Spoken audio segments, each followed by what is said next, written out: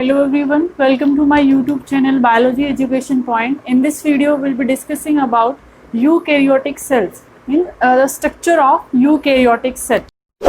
Subscribe कीजिए हमारे channel को और बेल आइकॉन को दबाइए हमारी लेटेस्ट वीडियो सबसे पहले देखने के लिए। Structure of eukaryotic cell. In the previous video we have discussed about the structure of prokaryotic cell.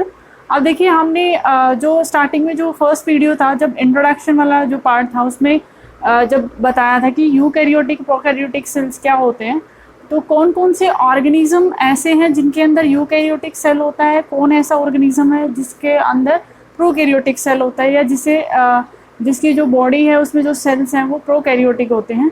तो इसके बारे में हमने एग्जाम्पल्स देखे थे। तो जो प्रोकैरियोटिक सेल थे, जो मोनेरा किंगडम है, तो उसके जितने भी ऑर्गेनिज्म हैं वो क्या है, प्रोकैरियोटिक हैं। मीन्स उनका जो सेल है वो प्रोकैरियोटिक सेल है। मीन्स उसका जो न्यूक्लियस है वेल डिफाइंड न्यूक्लियस नहीं है, उसका जो जेनेटिक मटेरियल है वो एज इट इज साइटोप्लाज्म में स्कैटर्ड है, उसके अराउंड कोई भी न्यूक्लियर मेम्ब्रेन प्रेजेंट नहीं है। ये हम प्रीवियस वीडियो में डिस्कस कर चुके हैं। इस वीडियो में हम यूकैरियोटिक सेल के बारे में डिस्कस करेंगे। यूकैरियोटिक सेल को सेल जो है वो हमने रखा था, फंगल जो सेल है वो भी यूकैरियोटिक सेल है। उसके बाद प्रोटिस्ट, एनिमल, प्लांट, ये 4 से 5 जो किंगडम थे वो सबको हमने जो है यूकैरियोटिक सेल में रखा था। तो इसमें जो आज हम यूकैरियोटिक सेल जो डिस्कस करेंगे वो हम बात करेंगे एनिमल सेल की, कि एनिमल सेल में क्या है, यूकैरियोटिक सेल है, उसके अंदर एक वेल डिफाइंड न्यूक्लियस प्रेजेंट होता है। तो हम बात करेंगे the general animal cell. Generally हम जो बात कर रहे हैं कि एक नॉर्मल जो ओवल शेप जो सेल है एनिमल सेल, उसकी बात कर रहे हैं। The outermost membrane in the animal cell is plasma membrane.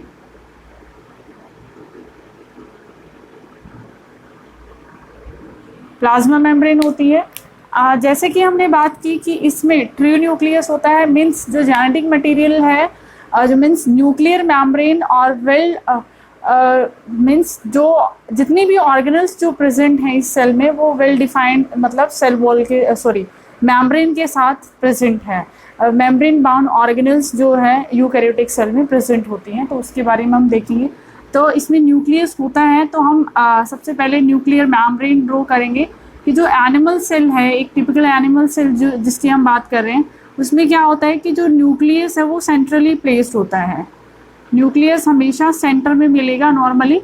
और हम एक नॉर्मल एनिमल सेल की बात करें, मीन्स यूनिन्यूक्लिएट की, देखें कि कई बार जो सेल है उसमें मोर देन 1 न्यूक्लियस प्रेजेंट होता है, लेकिन हम एक नॉर्मल एनिमल सेल की बात करें जिसमें क्या होता है कि सिंगल न्यूक्लियस प्रेजेंट होता है। This is double membrane bound structure called nucleus. अब देखिए न्यूक्लियस में क्या क्या इन्वॉल्व होता है। ये जो बाहर हमने लेयर जो ड्रॉ की है इसे कहा गया है nuclear membrane. Nuclear membrane is not continuous, there is a pore in between. तो उन पोर को क्या कहा जाता है, this is nuclear pour.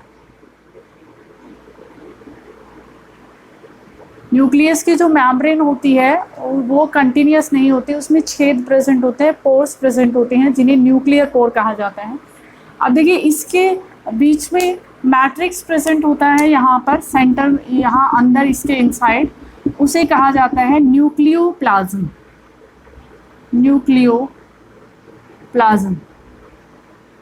Nucleoplasm और इसके अंदर प्रेजेंट होता है ये थ्रेड लाइक स्ट्रक्चर, जिसे क्या कहा जाता है, जेनेटिक मटेरियल जो है यहाँ पर फाइबर्स थ्रेड की फॉर्म में यहाँ पर प्रेजेंट है। मीन्स जो क्रोमोसोम है वो अभी क्रोमोसोम फॉर्म में नहीं है, यहाँ पर जेनेटिक मटेरियल जो है अभी फाइबर्स की थ्रेड की फॉर्म में यहाँ पर प्रेजेंट है, जिन्हें क्या कहा जाता है, क्रोमेटिन फाइबर। क्रोमेटिन फाइबर, ये जो फाइबर है ये क्या है, जो जेनेटिक मटेरियल है हमारा उन्हीं की थ्रेड है, चाहे वो डीएनए है और चाहे वो आरएनए। मीन्स जैसे कुछ वायरसेस हैं जिनमें क्या होता है कि आरएनए जेनेटिक मटेरियल होता है, लेकिन नॉर्मली क्या हम एनिमल सेल की बात कर रहे हैं तो वहाँ पर क्या है, जो जेनेटिक मटेरियल होता है वो डीएनए ही होता है। तो ये डीएनए के थ्रेड्स हैं जो कहाँ पर प्रेजेंट है, न्यूक्लियस के इनसाइड प्रेजेंट है, और इसके बीच में जो ये न्यूक्लियर मेम्ब्रेन और ये यहाँ पर ये जो अंदर की तरफ जो मैट्रिक्स प्रेजेंट होता है उसे न्यूक्लियोप्लाज्म कहते हैं। अब देखिए जो न्यूक्लियर मेम्ब्रेन और जो प्लाज्मा मेम्ब्रेन है या सेल मेम्ब्रेन है उसके बीच में जो ये सब स्पेस जो प्रेजेंट है, यहाँ पर जेली लाइक सब्सटेंस प्रेजेंट होता है, उसे क्या कहा जाता है, साइटोप्लाज्म।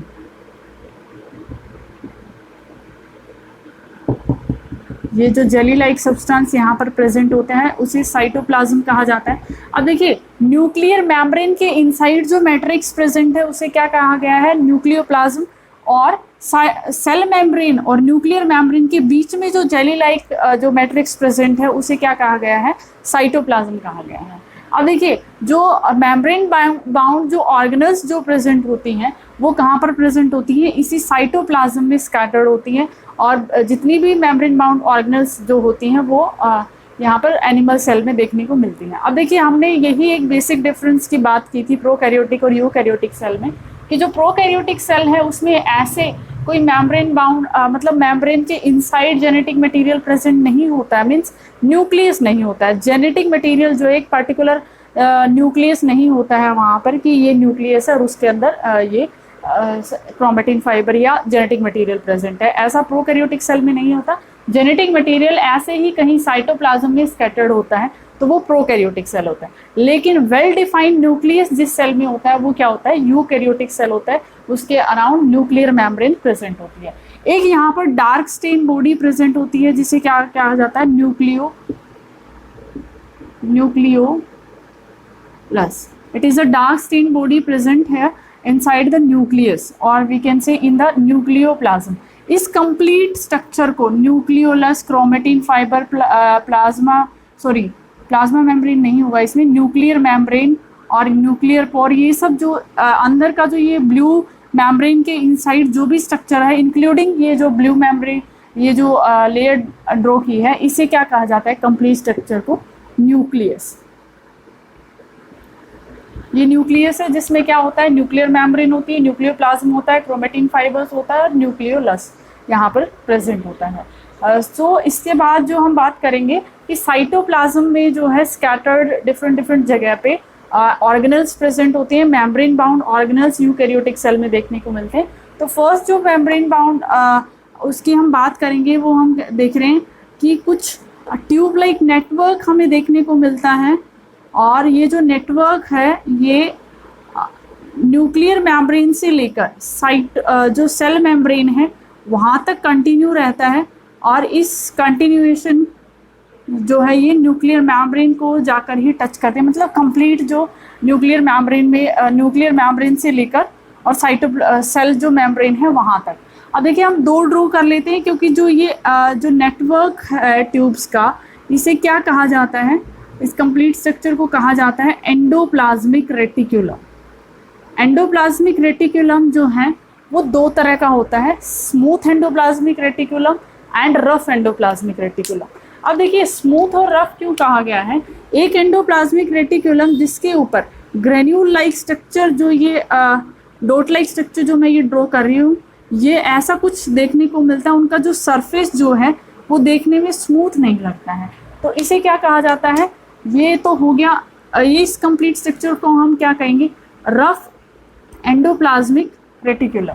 लेकिन ये वाला जो स्ट्रक्चर है यही एंडोप्लाज्मिक रेटिकुलम, मैंने मोर देन वन प्रेजेंट होते हैं तो यहाँ पर एक ड्रॉ कर दिया, उसके सरफेस पे कोई भी ऐसा ग्रेन्यूल लाइक स्ट्रक्चर प्रेजेंट नहीं है, उसकी जो मेम्ब्रेन या फिर आउटर स्ट्रक्चर हमें देखने को मिलता है वो स्मूथ रखता है, तो उसमें कुछ भी जो ये मेम्ब्रेन है बाहर की जो आउटलाइन जो बनी हुई उस पर कोई भी ग्रेन्यूल्स प्रेजेंट नहीं होते, तो ये होता है स्मूथ एंडोप्लाज्मिक रेटिकुलम। एक्चुअली जो ये ग्रेन्यूल्स जो प्रेजेंट होते हैं स्मूथ एंडोप्लाज्मिक रेटिकुलम के ऊपर, इन्हें कहा जाता है राइबोसोम। राइबोसोम, जैसे कि हमने प्रीवियस वीडियो में भी बात की थी कि ribosome is a protein factory, यहाँ पर प्रोटीन सिंथेसिस होता है। तो जितने भी जो सेल ऑर्गेनल्स हैं उनके फंक्शन के बारे में हम फर्दर वीडियोस में बात करेंगे। फिलहाल हम ये देख रहे हैं कि जो यूकैरियोटिक सेल जो होता है उसमें कौन कौन सा जो स्ट्रक्चरल डिफरेंस जो है प्रोकैरियोटिक सेल और यूकैरियोटिक सेल में होता है, कौन कौन सी मेम्ब्रेन बाउंड ऑर्गेनल्स यहाँ पर प्रेजेंट होती हैं वो हम यहाँ पर देख रहे हैं। तो स्मूथ एंडोप्लाज्मिक रेटिकुलम और रफ एंडोप्लाज्मिक रेटिकुलम हो गया। उसके बाद हम एक और स्ट्रक्चर देखने को मिलता है, it is a pile of flattened sac like structure. यहाँ पर ऐसा कुछ जिसे कहा जाता है गोल्जी कॉम्प्लेक्स। गोल्जी कॉम्प्लेक्स है ये पाइलोफ्लेटेंड सैक की जो सैक लाइक स्ट्रक्चर है, plate like disc like structure है, उनका जो गट्ठा है एक ग्रुप में यहाँ ये प्रेजेंट होता है। उस डिस्क लाइक स्ट्रक्चर का जो ग्रुप है उसे कहा जाता है गोल्जी कॉम्प्लेक्स, और ये इस तरीके से यहाँ पर प्रेजेंट होता है। फंक्शन के बारे में हम बाद में देखेंगे। उसके बाद जो कोई भी जो सेल है उसको एनर्जी की ज़रूरत पड़ती है, तो जो एनर्जी जनरेटिंग जो ऑर्गेनल्स इसमें प्रेजेंट होती है सेल में वो होती है माइटोकॉन्ड्रिया। तो माइटोकॉन्ड्रिया हम यहाँ ड्रॉ कर लेते हैं कि ये डबल मेम्ब्रेन बाउंड स्ट्रक्चर होता है और जो इनर मेम्ब्रेन है वो फोल्ड हो चुकी होती है और इस फोल्डेड को कहा जाता है क्रिस्टी, इन्हें क्रिस्टे कहा जाता है। This is the complete structure is known as mitochondria.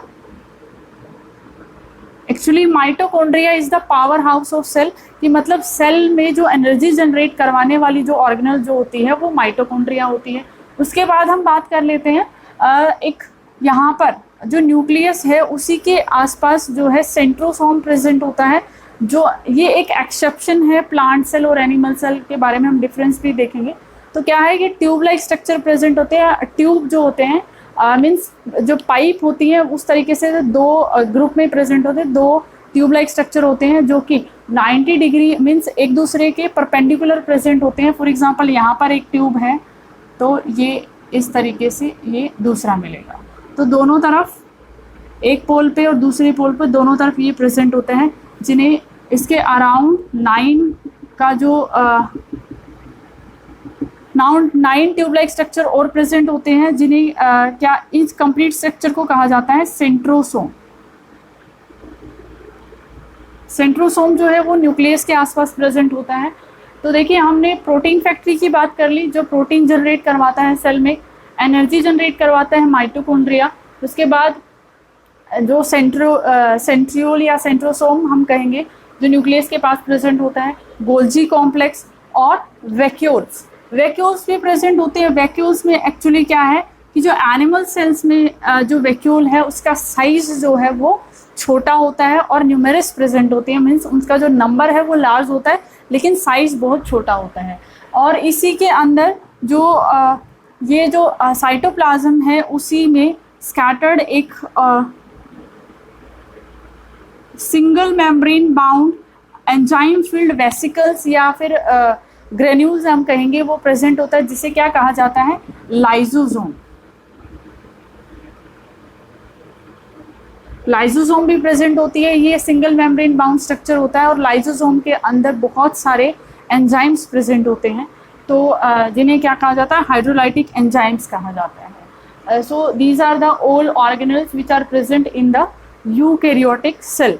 तो हम देख लेते हैं कि जो आउटर मोस्ट मेम्ब्रेन जो होती है एनिमल सेल में वो सेल मेम्ब्रेन होती है, और हमने जो प्रोकैरियोटिक सेल की बात की थी उसमें क्या है कि सेल मेम्ब्रेन के बाद भी मतलब सराउंडिंग में भी और 2-3 लेयर प्रेजेंट थी। सेल वॉल वहाँ पर प्रेजेंट थी, ग्लाइकोकैलिक्स वहाँ पर प्रेजेंट था, तो बहुत सारी लेयर्स प्रेजेंट थी। लेकिन यूकैरियोटिक सेल में क्या है कि जो आउटर मोस्ट मेम्ब्रेन जो एनिमल सेल में होती है, एक्चुअली सॉरी यूकैरियोटिक सेल में नहीं, एनिमल सेल में जो आउटर मोस्ट मेम्ब्रेन जो होती है वो प्लाज्मा मेम्ब्रेन होती है। एक्चुअली प्लांट भी क्या है यूकैरियोटिक सेल ही है, लेकिन प्लांट सेल में क्या है कि जो आउटर मोस्ट मेम्ब्रेन जो है वो सेल मेम्ब्रेन नहीं होती है, सेल वॉल भी उसके अराउंड प्रेजेंट होती है। तो हम एक यूकैरियोटिक सेल की बात कर रहे हैं एनिमल सेल की। तो एनिमल सेल में outer most membrane plasma membrane होती है, उसके अंदर जितना ये स्पेस प्रेजेंट होता है उसमें जो मैट्रिक्स या जेली लाइक सब्सटेंस होता है उसे साइटोप्लाज्म कहा जाता है। और साइटोप्लाज्म के अंदर ही जितनी भी मेम्ब्रेन बाउंड ऑर्गेनल्स हैं वो प्रेजेंट होती हैं। इसमें न्यूक्लियस भी होता है। देखिए जो एनिमल सेल है उसमें न्यूक्लियस सेंट्रली प्लेस्ड होता है, मीन्स सेंटर में भी देखने को मिलेगा हमेशा। और जो वैक्यूल्स जो हैं वो क्या है, बहुत ही स्मॉल साइज होता है और न्यूमेरस बहुत सारे नंबर में प्रेजेंट होता है। This is vacuole. वैक्यूल का फंक्शन हो सकता है कि ये वेस्ट सब्सटेंसेस को मीन्स स्टोर करने में हेल्प करता है। जो इतना भी एक्स्ट्रा मेटाबॉलिक वेस्ट है या फिर साल्ट कंसंट्रेशन है, तो वेस्ट का जो स्टोरेज है वो हेल्प जो स्टोर करने में हेल्प करता है वैक्यूल। लेकिन एनिमल सेल में जो साइज जो होता है वैक्यूल का वो स्मॉल होता है और नंबर जो है वो लार्ज होता है, और न्यूक्लियस जो है वो सेंट्रली प्लेस्ड होता है। इसमें एक नेटवर्क प्रेजेंट होता है, ट्यूब्स का नेटवर्क प्रेजेंट होता है, जिसे क्या कहा जाता है, एंडोप्लाज्मिक रेटिकुलम। ये दो तरह का होता है, smooth endoplasmic reticulum and rough endoplasmic reticulum. Smooth endoplasmic reticulum में कोई भी राइबोसोम उसकी सरफेस पे नहीं होता, लेकिन रफ में क्या होता है, ये राइबोसोम प्रेजेंट होता है। इसका सरफेस जो देखने से रफ लगता है, इसीलिए इसका जो नेम है वो रफ एंडोप्लाज्मिक रेटिकुलम होता है। राइबोसोम क्या है, प्रोटीन सिंथेसिस में हेल्प करता है। और जो एनिमल सेल में जो राइबोसोम जो होता है वो 80s टाइप होता है, और प्रोकैरियोटिक सेल में राइबोसोम जो होती है वो 70s टाइप होती है।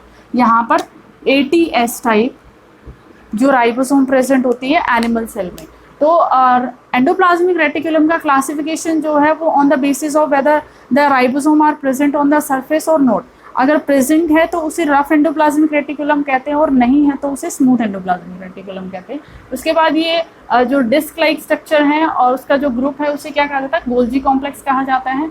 उसके बाद सेंट्रोसोम प्रेजेंट होता है, माइटोकॉन्ड्रिया प्रेजेंट होती है, लाइजोसोम प्रेजेंट होता है, न्यूक्लियस के अंदर न्यूक्लियोप्लाज्म है, क्रोमेटिन फाइबर है, न्यूक्लियोलस है और न्यूक्लियर मेम्ब्रेन है। और न्यूक्लियर मेम्ब्रेन भी क्या है, कंटिन्यूस नहीं है, उसमें न्यूक्लियर पोर प्रेजेंट होता है। So that's all about the structure of eukaryotic cell. Students, I hope you like this video. If this video help you in clearing your concept, then please keep sharing and subscribe my channel. Thank you.